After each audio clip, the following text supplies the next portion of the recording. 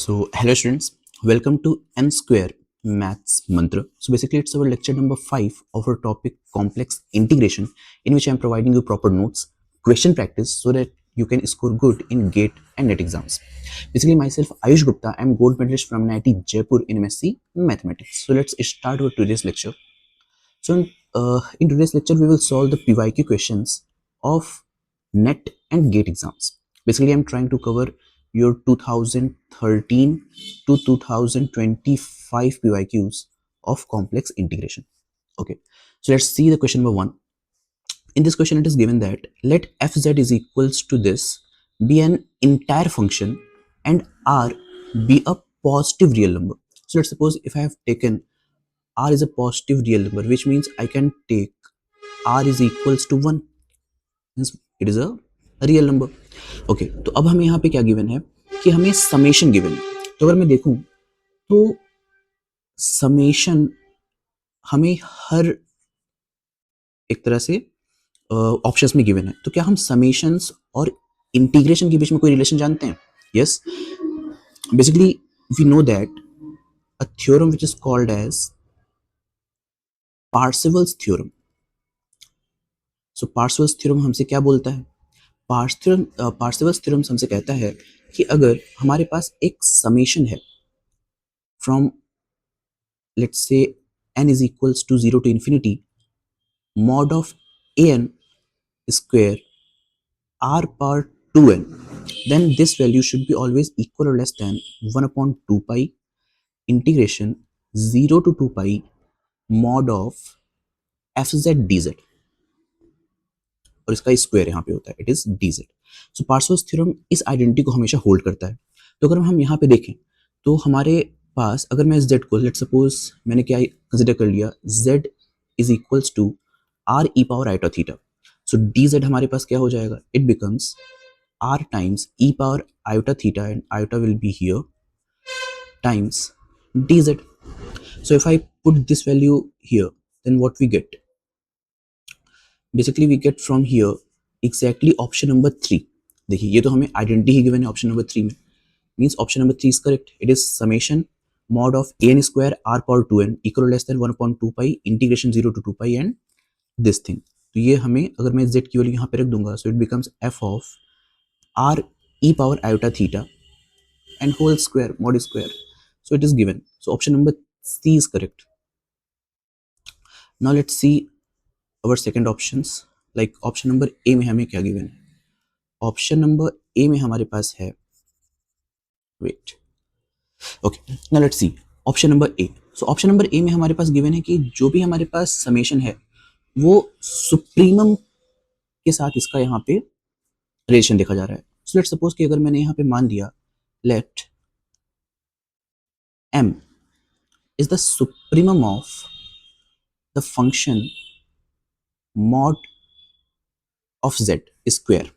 अगर हमने m को ये मान लिया, सो बाई पार्सेवल्स थ्योरम में क्या कह सकता हूँ? मैं कह सकता हूँ summation n is equals to 0 to infinity mod of an square r power 2n is equal or less than 1 upon 2 pi times sine of integration 0 to 2 pi mod of fz square dz. and definitely this value, ये जो हमारे पास value है ये पूरी value हमारे पास equal और less then होगा supremum value से. यानी कि मैं लिख सकता हूँ इस वैल्यू को, दिस इज इक्वल और less than 1 upon 2 pi times integration 0 to 2 pi supremum of mod of set square dz. भाई सुप्रीमम वैल्यू हमारे f ऑफ z से बड़ा होगा और मैं जानता हूं कि सुप्रीमम की वैल्यू हमारे पास m के बराबर होती है and m is a constant value. So this can be written as equal और less than 1 upon 2 pi integration 0 to 2 pi and this becomes m square. Actually it is m, not a m square because supremum की value मैंने m ली है. So it is m times dz. So now it becomes 1 upon 2 pi times m sine of integration 0 to 2 pi dz. So this becomes 1 upon 2 pi multiplied by m multiplied by 2 pi. So 2 pi से 2 pi cancel out हो जाएगा which is equal or less than 1. और यहाँ पे हमारे पास था summation n is equals to 0 to infinity mod of an square r power 2n. ये हमारे पास आ जाता है less than equals to m, यानी कि अगर मैं यहाँ पे n की वैल्यू रख दूँ तो हमें क्या मिल जाएगा, n is equals to 0 to infinity an square r power 2n is equal or less than the supremum of the modulus value of f of z का square. So this will be our result. So which means see option number A is exactly that result, which means option number A is true. वहीं अगर मैं देखता हूँ कि supremum is equal or less than, it is incorrect. And option number D, it is also incorrect because supremum छोटा नहीं है, it is greater than. So options A and C are correct. It is part C question. 4.75 marks question. Okay. Now let's see the second question. In this question, it is given that let D be the open unit disk centered at 0 in C. Okay. So let's write कि हमें यहाँ पे given है D, जो कि हमारे पास एक डिस्क है, यानी कि इसमें ऐसे कॉम्प्लेक्स नंबर आएंगे such that which is open unit disc, which means mod of z and the center is 0, which means z minus 0 is less than 1. It is the open unit disk we have. Okay, now it is given that and f such that d to c be an analytic function and f is equals to u plus iv, where these are imaginary and real parts of f, if fz is equals to this. Okay, so now it is given to me that f of z is equals to summation an times z power n, which is the power series, and it is analytic. It is given to me. Then f is constant if f conjugate is basically analytic. So we know that result. अगर मैं यहाँ पे एक tips की बात करूँ तो हमारे पास एक टिप होता है कि इस क्वेश्चन को सॉल्व करने के लिए हमें मालूम है कि f एंड f कॉन्जुगेट, अगर ये दोनों ही हमारे पास एनालिटिक होते हैं, means if f and f conjugate are analytic, if and only if f is constant, और बिकॉज यहाँ पे हमें गिवन है that f is analytic, so definitely f is constant, so option number A is true.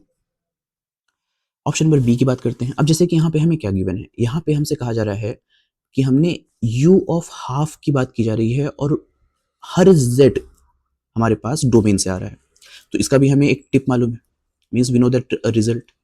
और वो tip क्या है, वो टिप ये है कि हम यहाँ पे यूज कर सकते हैं अपने पास maximum modulo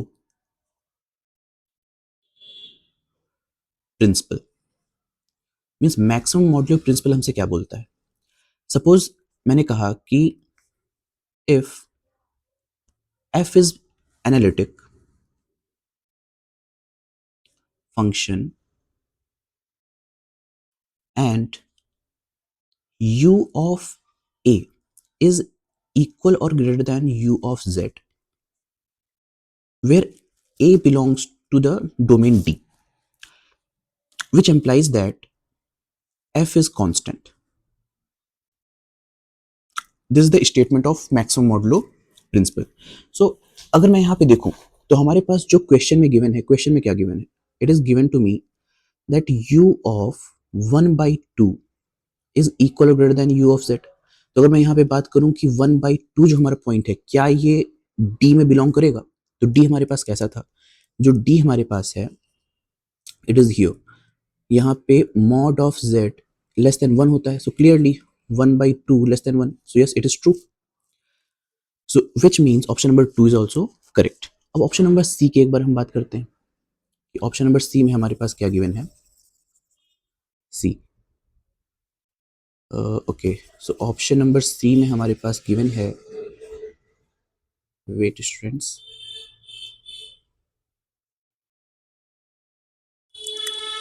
okay, so this is our question number 2.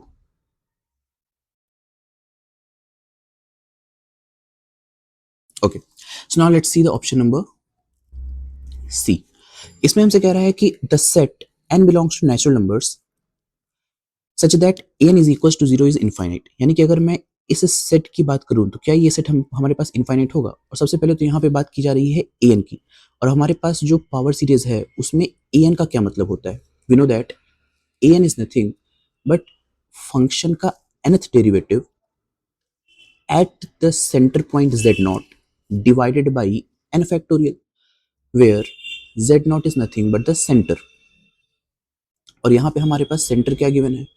It is centred at origin. यहाँ इसका मतलब कि अगर मैं यहाँ देखूँ ए एन की वैल्यू क्या हो जाएगी? It is f nth derivative at zero upon n factorial. और हमारे पास यहाँ पे गिवन है कि function is a constant function. तो अगर मैं किसी भी कांस्टेंट फंक्शन का सपोज फर्स्ट डेरिवेटिव निकालता हूँ, ए वन अगर निकालता हूँ, so f dash zero upon one factorial हमारे पास जीरो ही हो जाएगा because f is a constant. अगर मैं ए टू निकालता हूँ then again because f is constant so again it will be zero, which means कि अगर मैं यहाँ पे ध्यान दूँ देन ए की किसी भी वैल्यू के लिए लाइक ए थ्री निकालता हूँ, ए फोर निकालता हूँ, या फिर कोई भी अगर वैल्यू निकालता हूँ, हमेशा उसकी वैल्यू जीरो ही आएगी। तो अगर ऐसा हम एक सेट बनाएं जिसमें कौन कौन से नंबर्स आ रहे हैं, लाइक वन आ रहा है, टू आ रहा है, थ्री आ रहा है, four and up to so on, और ये इन सभी नंबर्स के लिए ए एन की वैल्यू हमारे पास जीरो आ जाती है, and this set is infinite set. So yes, option number C is also correct. Now let's see option number D. Option number D में हमसे क्या कह रहा है? Okay. C. Option number D. इसमें हमसे ये कहा जा रहा है कि हमारे पास एक इंटीग्रल है, integration of this and where any closed curve gamma के लिए हमसे कहा जा रहा है जो कि डोमेन डी में है. सो लेट्स सी हमारे पास कैसा इंटीग्रल है. It is integration over gamma and gamma is a closed curve. It is fz into dz divided by z minus a power 2 और इसकी वैल्यू हमारे पास जीरो है. सो अगर हम यहाँ पे देखें so it is z is equals to a comma a, हमें यहाँ पर डबल पोल गिवन है. सो इन दिस केस जब हम इसे सॉल्व करेंगे तो हमारे पास क्या हो जाएगा? लाइक अगर हम यहाँ पे यूज करते हैं अपने कॉशी इंटीग्रल फॉर्मूला को, so it becomes 2 pi iota times it is upon 1 factorial multiplied by sine it is f first derivative at a is equals to 0. So this becomes f dash a is equals to 0, which implies that f of z is a constant function. और yes it is true, यह तो हमें question में given ही था कि जो हमारे पास f of z है वो कांस्टेंट है. सो option number D is also correct. Clear? This question asked in 2018. It's a very good question. Okay. Now let's see question number 3, which is asked in 2016. इसमें हमसे क्या पूछा जा रहा है? C. Consider the function fz is equals to this. हमारे पास एक फंक्शन गिवन है f of z is equals to sine of integration 1 to 2 1 upon x minus z whole square dx, where the imaginary part of z is greater than 0. Then there is a meromorphic function g of z on C that agrees with f of z when imaginary part is positive such that, अब देखिए option number A में भी poles then poles poles, यानी कि हर option में यहाँ पे poles की बात की जा रही है जी ऑफ जेड के लिए. तो अगर मैं यहाँ पे देखूँ हमारे पास एक टिप होती है यहाँ पे, जैसे यहाँ पे हमसे क्या कहा जा रहा है, it is given that G of Z agrees with f of z. What is meaning of this line? Which implies that f of z will be equal to z of z. So which means कि अगर मैं यहाँ पे f के poles की बात करता हूँ, यानी कि actually this statement implies that the poles of f of z will be equal to the poles of g of z. तो अगर मैं सिर्फ और सिर्फ f of z के पोल्स निकालता हूँ सो वी आर डन, हमारा काम हो जाएगा. सो लेट्स सी हमारे पास जो इंटीग्रेशन है इसको सॉल्व करते हैं. इंटीग्रेशन में है f of z is equals to sine of integration 1 to 2 it is dx upon x minus z का whole square. So this can be written as integration 1 to 2, it is x minus z power minus 2 dx. So this can be written as, which means f of z is equals to, it is basically x minus z power minus 2 plus 1 divided by minus 2 plus 1, and from the limit 1 to 2. So this becomes, it is minus 1 in the denominator, so minus 1 को मैं बाहर ले लेता हूँ as a constant multiplied by, now this becomes 1 over 2 minus z minus 1 over 1 minus z. यानी कि अगर मैं अपने इस फंक्शन को देखूं, f ऑफ z हमारे पास क्या बन गया, f ऑफ z में यहां से मैं बोल सकता हूं z is equals to 2 is a pole, and basically it is a simple pole because order is 1, and here also z is equals to 1 is also a simple pole, यानी कि हमारे पास 1 and 2 as a pole work करेंगे. तो अगर मैं options को देखता हूं, now let's see, 1 and infinity are poles, incorrect. 0, 1 and infinity, incorrect. 1 and 2 are poles, yes, 3 is correct. 1 and 2 are simple poles, yes. So option number C and D are correct options. Okay. Now let's see the question number 4. This question asked in 2023 in our net exam. Okay, so what is given in this question? See, let C be a positively oriented circle in the complex plane of radius 3 centered at origin. Okay, so let's draw it. हमारे पास एक circle given है जिसका centre point 0 है and इसका हमारे पास radius 3 है, तो हमारे पास ये पॉइंट 3 हो जाएगा and this will become -3. Now it is given to me that what is the value of this integral. हमें इस इंटीग्रल की वैल्यू फाइंड आउट करनी है. सो लेट्स सी, हम इस इंटीग्रल को क्या लिख सकते हैं, integration over C, it is dz upon z square e power z minus e power minus z is given to me. Okay, so from this part I can say z is equals to 0 comma 0 is the double pole. यहां से तो मुझे double पोल दिख रहा है, but अगर मैं इस फंक्शन में 0 को पुट करूं तो मुझे क्या मिलेगा, e power 0 minus e power minus 0. so this becomes actually 1 minus 1 which means 0. so यानी कि अगर मैं यहाँ पे अपने डिनोमिनेटर में इस फंक्शन में 0 पुट करता हूँ तो हमें क्या मिल रहा है, let's see here. Okay, so we get here 1 upon e power 0 minus e power minus 0, it is 1 upon 1 minus 1, so it is 1 upon 0 and this becomes infinity. यानी कि z is equals to 0 के लिए हमारे पास ये function भी not defined है. so z is equals to 0 is also a pole for this part of the function. यानी कि हमारे पास जो पोल है वो डबल पोल ना होकर के बल्कि ट्रिपल पोल हो जाएगा. सो z is equals to 0 comma 0 comma 0, we get a triple pole here. Okay, so we get over here it is a triple pole. तो हमें इस ट्रिपल पोल को यहाँ पे सॉल्व करना है. ठीक, ओके, नाउ लेट्स सी हम इसे कैसे कर सकते हैं. तो जो हमारे पास फंक्शन है सबसे पहले हम उसे सॉल्व करते हैं. So it is given to me integration over C dz upon z square and e power z minus e power minus z is given to me. तो अगर मैं अपने फंक्शन को यहाँ पे देखूँ so इसको हम क्या लिख सकते हैं, this can be written as integration over C dz upon z square times it is 2 sin hyperbolic z, because we know that कि sin hyperbolic z की वैल्यू क्या होती है, it is nothing but e power z minus e power minus z by 2. सो इस value को मैंने यहाँ पे पुट कर दिया तो हमारे पास जो इंटीग्रेशन बना वो क्या हो जाएगा, see this becomes 1 upon 2 is a constant times sign of integration over C dz upon z square times and sine hyperbolic z की सीरीज हमें मालूम है, it is z plus z cube by 3 factorial plus z power 5 by 5 factorial plus and so on. It is the series of sin hyperbolic z.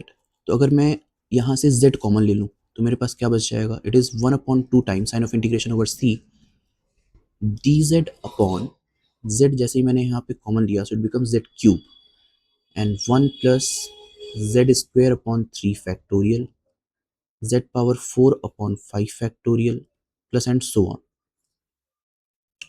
So now this becomes 1/2 times sine of integration over c, and this becomes 1 plus z square by 3 factorial z power 4 upon 5 factorial plus and so on with a power -1. मतलब मैंने इस पूरी quantity को denominator से numerator में भेज दिया, so it becomes -1, और हमारे पास न्यूमिनेटर में अभी भी है divided by z cube into D Z.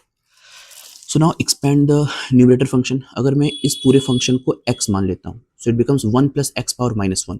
So it's expansion becomes like here it is 1/2 times sine of integration over c, and it is 1 upon z cube times now 1 minus x, so it is z square upon 3 factorial plus z power 4 upon 5 factorial and so on, then plus it is x square, which is z square upon 3 factorial plus z power 4 upon 5 factorial and so on whole power 2 up to so on. So this is the actually expansion of this our function, and यहाँ पे अगर मैं देखता हूँ so this can be written as into dz. ये हमारे पास function का expansion हो जाएगा.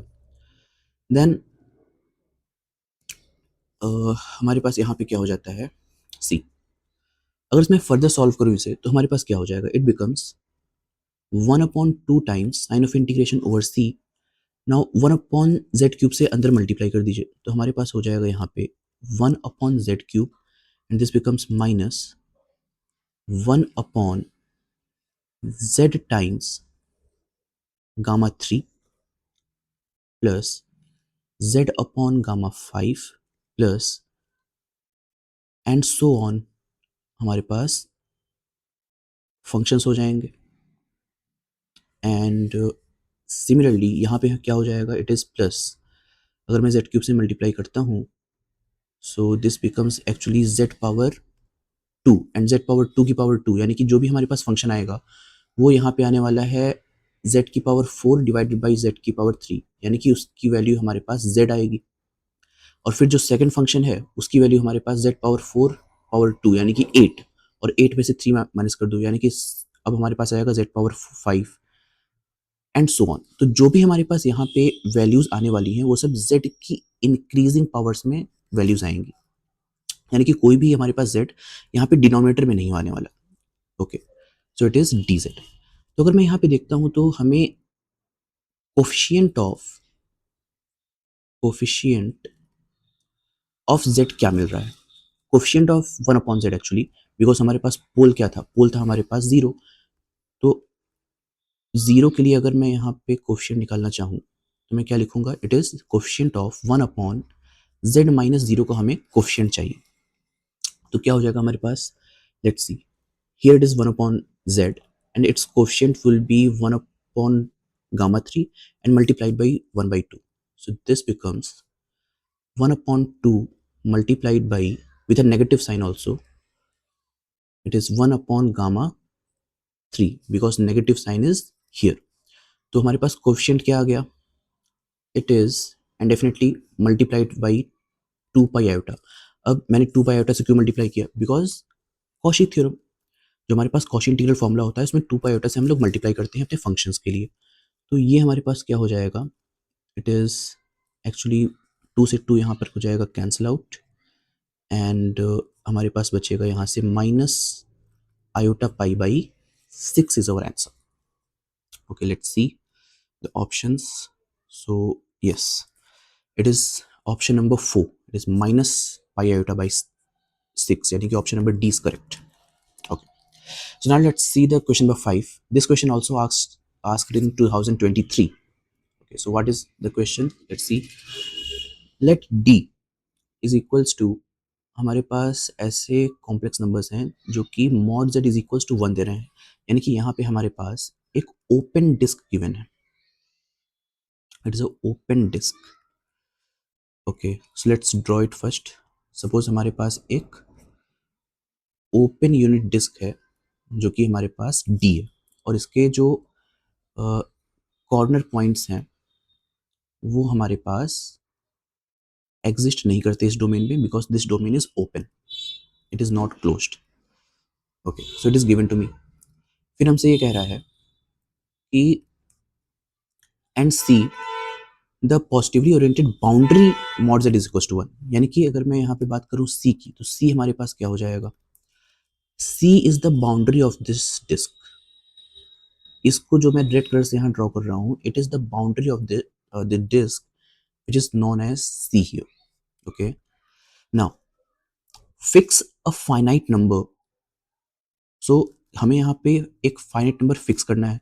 सो we can fix by ourselves. मैंने यहाँ पे सपोज n की वैल्यू 2 फिक्स कर ली, तो जो सेट हमारे पास होगा n की वैल्यू 2 फिक्स करने पर, वो सेट बन जाएगा मेरे पास, it is set becomes z1 z2, जो कि हमारे पास सबसेट होगा D का. यानी कि इस डोमेन में मैंने कोई दो पॉइंट्स ले लिए z1 एंड z2, कोई दो पॉइंट्स मैंने यहाँ से ले लिए of distinct points, and consider the polynomial. और हमें यहाँ पे पॉलिनोमियल गिवन है, so this polynomial becomes g of z is equals to z minus z1 into z minus z2.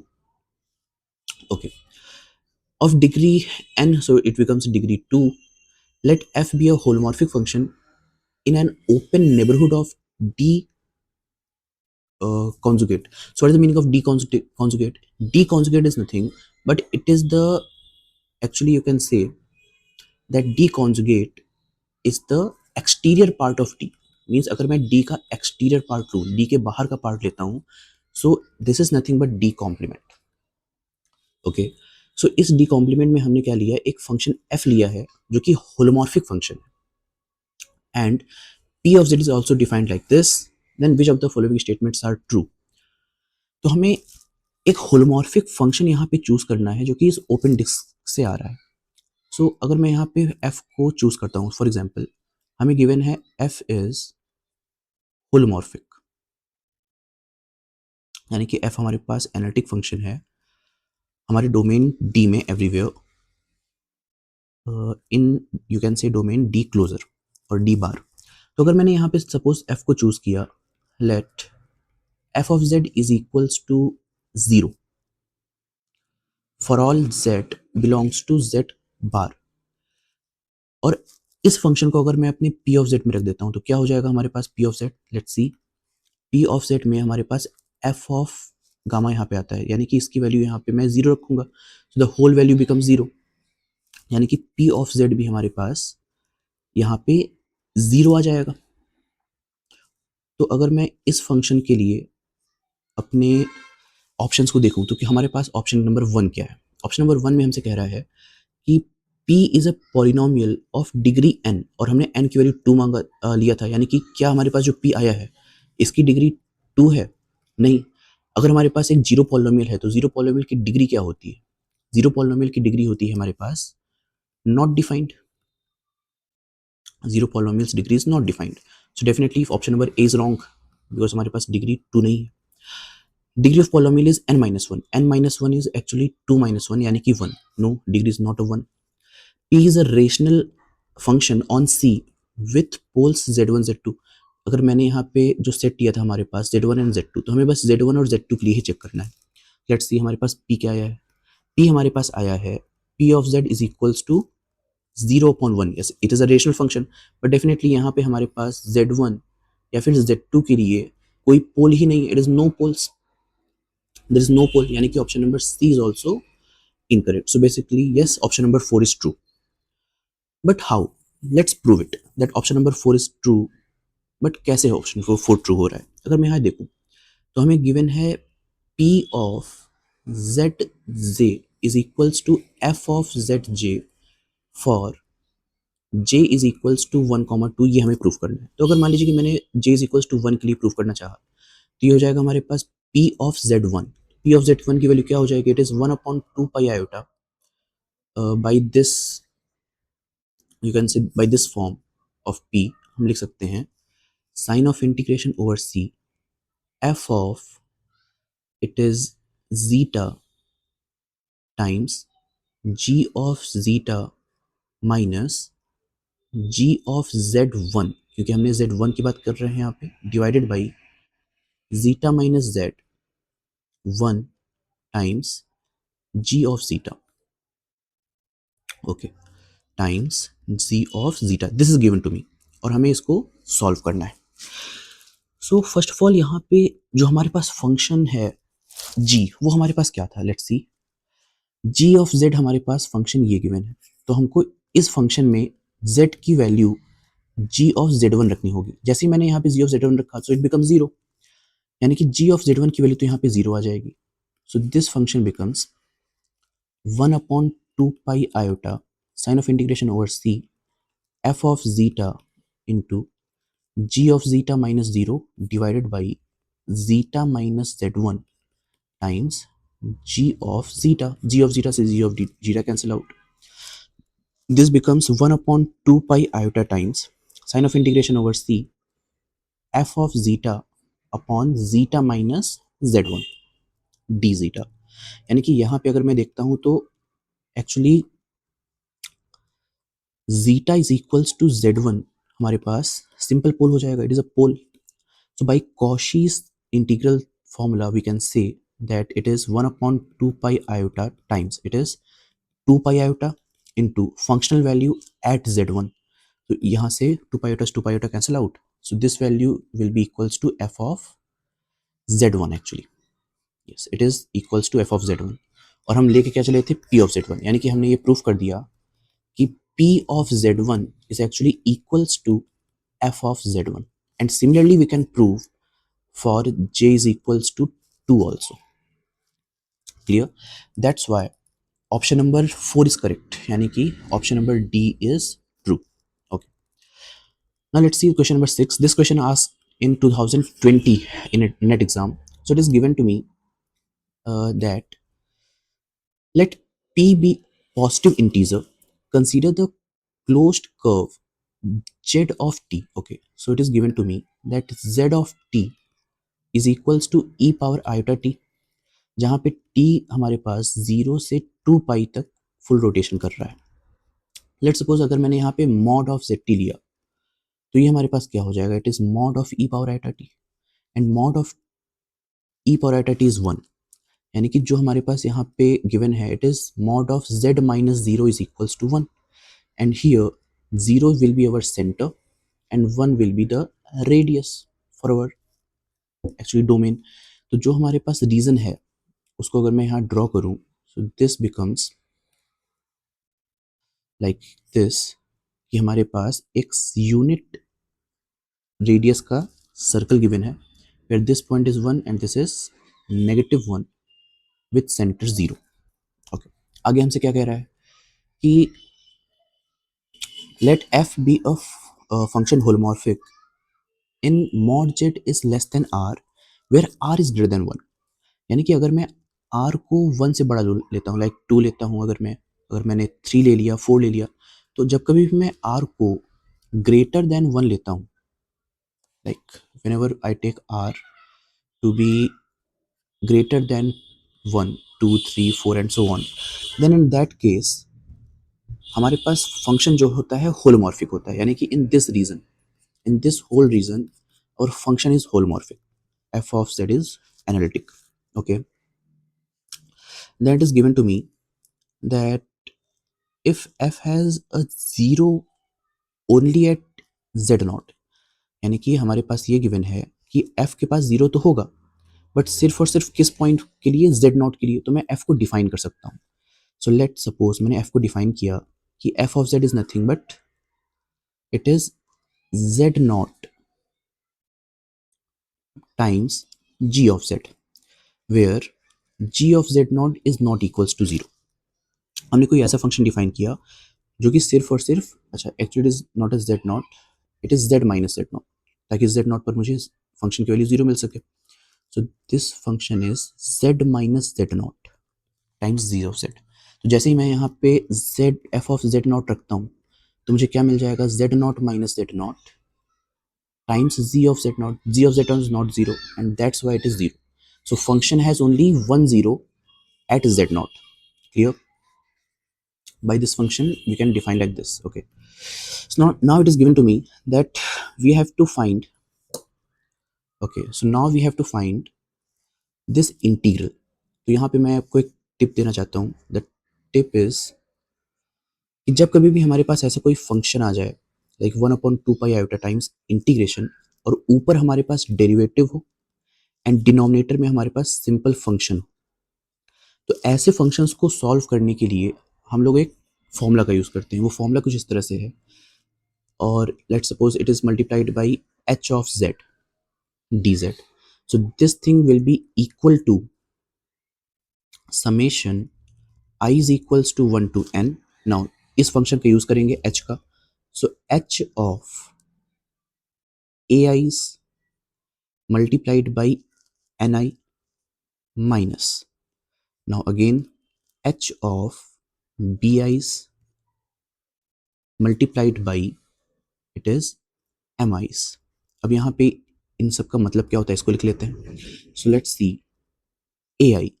ai is called basically it is the zero of f. And what is ni? Ni is the multiplicity of zero. What is bi here? Bi is the pole of f. And what is mi here? Mi will be multiplicity of pole. Okay. So let's see here, हमारे पास यहाँ पे function जो given था. Okay. So let's suppose यहाँ पे हमारे पास h of z है, तो h ऑफ z हमारे पास फंक्शन में क्या गिवन है in the question, it is given to me z power p. यानी कि अगर मैं यहाँ पे लिखूँ इसे, so h of z is nothing but z की पावर p. तो हमारे पास फंक्शन का पहले तो हम जीरो निकाल लेते हैं, यानी कि जीरो ऑफ f है क्या एक्चुअली में, तो zero of f is given, it is z not, क्योंकि z नॉट पे हमें फंक्शन की वैल्यू जीरो मिलती है. तो अगर मैं यहाँ पे देखूँ और साथ साथ हम इसकी एन आई भी निकाल लेते हैं, that is multiplicity of zero. So it is only one because z minus z naught की पावर वन गिवन है, so it is multiplicity one. So यहाँ पे अगर मैं ध्यान दूँ तो एन आई की वैल्यू वन हो जाएगी. Then B I, what is B I? B I is the pole of F. तो क्या एफ में हमारे पास कोई पोल है? No, there is no pole, because pole तो हमारे पास डिनोमिनेटर में होगा clearly. So there is no pole which means B I is zero. So definitely H times B I times M I की वैल्यू हमारे पास zero हो जाएगी. तो सिर्फ और सिर्फ हमारे पास पूरे फॉर्मूले में एक ही टर्म आएगा. लेट्स सी, हमारे पास यहाँ पे सिर्फ एक टर्म आएगा, that is this term, because हमारे पास सेकेंड टर्म हो गया zero. So this term will be remaining. और क्योंकि हमारे पास सिर्फ एक पोल आ रहा है, मल्टीप्लिसिटी इज वन, तो मैं सिर्फ समेशन एक ही के लिए लूंगा, यानी कि यहाँ पे आई को मैं लिख सकता हूँ it is actually one. So it is A one multiplied by n one. इसको सॉल्व कर लीजिए. तो ये हमारे पास क्या हो गया, अच्छा जो पोल था वो हमारे पास क्या था, I actually it is A one की वैल्यू जेड नॉट है. So I can write here okay h of z naught multiplied by 1, and h of z naught is nothing but it is z naught power p is given to me.